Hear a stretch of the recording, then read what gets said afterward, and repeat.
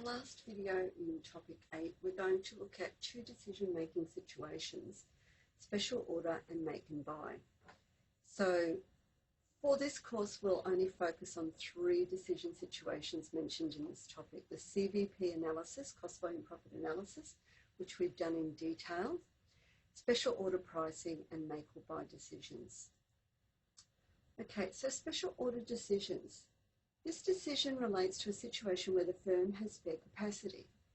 So the decision we're considering is, should the firm sell their product or service at a reduced price to a new customer? So it's assumed that existing customers would continue at the regular price. The decision to accept an additional business should be based on incremental costs and incremental revenues. Incremental amounts are those that occur only if the company decides to accept the new business. Now, there are some benefits that accrue to the firm for accepting a special order, and these may include the opportunity to develop a long-term relationship with a new customer. So we might be able to offer this customer or this new customer a special price in order to have them order from us so that they see how good our product is, and that might lead to a more long-term relationship. The second benefit is an opportunity to enter a new market. So it could be that this is a totally new market that we're entering, and again, it gives us the ability to enter that market and to provide a service for a special order so that we can prove our worth in that new market. The decision rule that we use when a special order is being analysed is that we accept the special order if it will yield a positive contribution. That is, it will create additional profit even if it is only a small profit. Okay, so to illustrate this, assume the cost information for a service firm with spare capacity. The selling price per unit of the service is $50. The variable cost per unit of the service is $15.80, and the fixed costs are $600,000. The firm has received an order to provide, over and above its normal production activity, 50,000 units at $20. Okay, so we're going to provide the service at a lower price, selling price. To meet this order, the firm would have to acquire new equipment, which costs $200,000. There's no other additional costs, and this new equipment would have to be scrapped after the order has been filled. Should the firm accept this order? Okay, so we keep the fixed and variable items separate. Go through the list of dollar items to see which ones to use. The selling price per unit of service is $50 normally. We don't use that because for the special order it will be $20. The variable cost per unit of the service is $15.80. We do include that because it'll be incurred, because it's the variable costs. The fixed costs, $600,000. We don't need to consider that in our analysis because it will exist whether the special order goes through or not. But the additional cost of $200,000 does have to be considered because it only exists if the special order is accepted. Okay, so we look at the incremental revenue. So 500,000 times the $20 selling price is $1 million. The incremental expenses, the variable ones, are 50,000 times $15.80, 790,000, and then the fixed costs are the ones that will increase if the order is taken, is the fixed cost of the new equipment for 200,000. So the total incremental expenses, if this order is accepted, is 990,000. So that means the profit from the order would be $10,000. Therefore, the decision would be to accept the special order because it makes a profit.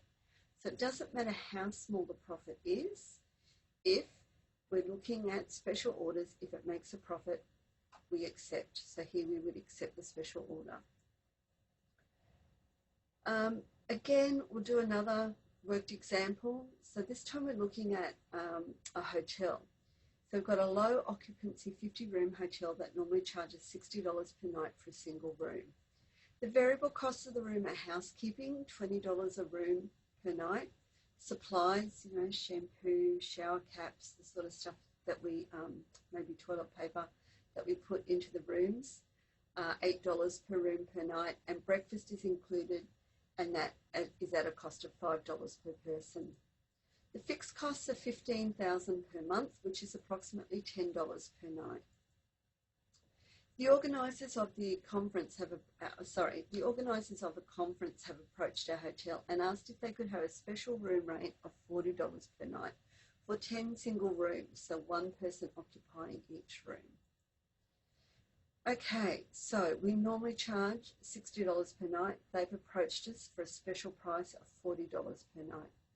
So assuming we have available capacity, would you accept the special order? And this time we're also going to look at the qualitative factors that might be necessary to consider. So in this particular example, the order will incur no additional fixed costs. Therefore, the profit or loss from the special order is calculated as follows. The incremental revenue is 10 rooms times 40, so $400. Less the incremental costs. So we've got the $20 plus the $8 for the supplies plus $5 for the breakfast per person. So it comes out to $330. So the additional profit would be $70. Therefore, based purely on the quantitative or the numeric analysis, we would accept. Now, there are qualitative factors to consider. Okay, so the above analysis that we've just done is the quantitative analysis. Also, we need to consider qualitative factors such as the loss of existing customer goodwill if our existing customers find out that we're selling the product or renting out the rooms at different prices. So our normal customers or our existing customers are paying $60, and then they find out that somebody else is paying $40. Okay, they're not likely to be happy. Is there out there somewhere another customer who might pay more for this spare capacity? So in order to provide these 10 rooms at $40, we are then perhaps not providing the same service to a customer who might pay more. Okay, so that is the type of things that we have to think about in order to accept the special order. Okay, now moving on to make or buy decisions. So we might have a good that we can either make in-house or buy from outside. So the decision should I continue to make this item or should I buy it?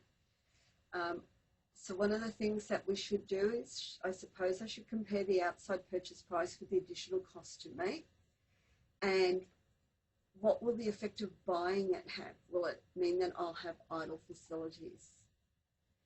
The make or buy decision applies to all types of firms. So manufacturers, will we produce a component for our computers that we're building to resell, or manufacturing to resell? So it's a make, or purchase it from the outside so we can buy it. For selling firms, will we process our own payroll system? So do we have in-house payroll or do we outsource it? So our in-house payroll would be a make, our outsource would be buy.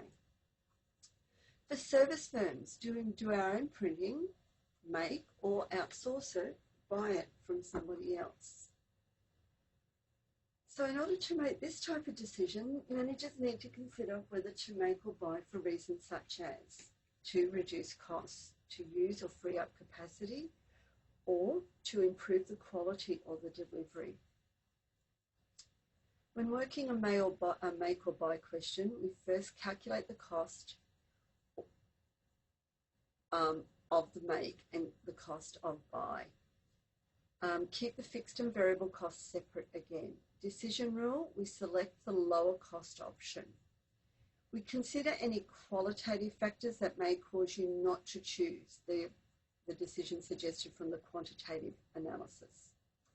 Okay, so here's a couple of examples. A1 Advertising, and we're going to shorten that to A1A, currently does its own printing of brochures for a particular marketing venture.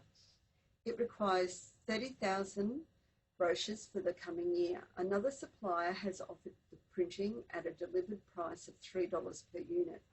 If A1A accepts, it would cost $3,000 to quality check the purchase units. So we're going to check them for quality, and it would cost us $3,000 to do that. A1A's variable printing costs for the past year were $2.35 per unit. Fixed costs related to the firm, which will remain the same even if the firm outsources these brochures, are $30,000. So we go through the list to see one to use. The variable cost to buy, $3. Yes, because this cost only exists if the firm buys. The fixed cost to buy is $3,000 because, again, it only exists if the firm buys, and we have to incur the cost of $3,000 to check the quality. The variable cost to make, $2.35. We consider that because, yes, it only exists if the firm makes. But the fixed costs that are currently incurred, the $300,000, we don't need to consider, so we can say no to using those because they're the same whether the firm makes or buys. So the cost to make, variable costs, $300,000 times $2.35 is $70,500. So, and there's no need to do anything else because the existing fixed costs are not relevant. They exist whether we decide to make or buy. The cost to buy, purchase price, 30,000 times 3 is 90,000. Quality checks that we would need to conduct, 300,000. The total cost of buying these brochures would be $93. So our decision would be we would choose to make them ourselves because that is the cheaper option. And we choose make subject to qualitative factors. One more worked example, you're the owner of a restaurant. One of your suppliers has offered a product, seafood sauce, that you currently make. They have offered to supply at $2.50 per bottle. You've estimated that the cost of making the sauce per an equivalent size bottle are $2.60 as follows. 85 cents for the ingredients, 75 cents for the chef's labour. The fixed costs allocated to the sauce are $100 per 100 bottles. Should the firm make or buy based on quantitative issues only in this case? Okay, so let's look at this. The cost to make in-house are 85 cents for the ingredients, 75 cents for the labour, so the total is $1.60. The fixed costs are an allocation of fixed costs such as insurance, electricity, rent, etc. won't change because they won't change if the sauce is produced on site or not. How do I know the fixed costs won't change? Because the question will tell you if they do.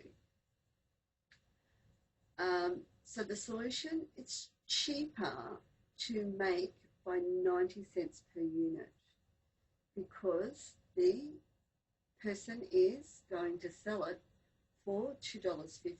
So it's cheaper to continue to make. Would your answer change if you were told the fixed costs of $100 per 100 bottles could be eliminated if you bought the sauce? The fixed costs of $1 per bottle now become relevant because they're a cost of making, not a cost of buying. So the solution, the make to costs are now 85 cents for the ingredients, 75 cents for the labour, and $1 for the bottles, which is the fixed cost, so now $2.60. The buying price, if we buy, is $2.50. Therefore, it's now cheaper to buy by 10 cents per bottle. Okay. If we were looking at the qualitative factors, we would need to look at the quality of the bought items. So is the seafood sauce that we're going to buy better in quality than the seafood sauce that the chef makes?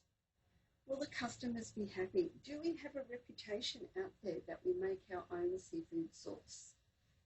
Therefore, that customers will notice a difference or be unhappy if they find out that it is bought sauce. And then we've got timeliness and reliability of delivery. So can the person supplying the goods deliver the goods to us on a timely basis, so when we need it, and will they be reliable? So is there reliability of delivery? Will there be a loss of expertise in-house? It's not an issue with this particular example, but for some other examples it may be that if we stop making it in-house, our staff may lose expertise. For some decisions, the effect on employees if buy decision means reducing staff. Okay, so it could, if we decide to buy and then we have to let staff go, then does that have an effect on our remaining employees? And what do I do if I have idle facilities if I buy? So is there another use that the facilities can be put to? Okay, so that concludes topic 8. So in summary, what we've covered in topic 8, we've looked at cost volume, profit or CVP analysis, and this is an important part of the planning process and serves as a useful decision-making tool. We've gained an understanding of fixed, variable and mixed costs, and this is necessary to execute the cost volume profit analysis.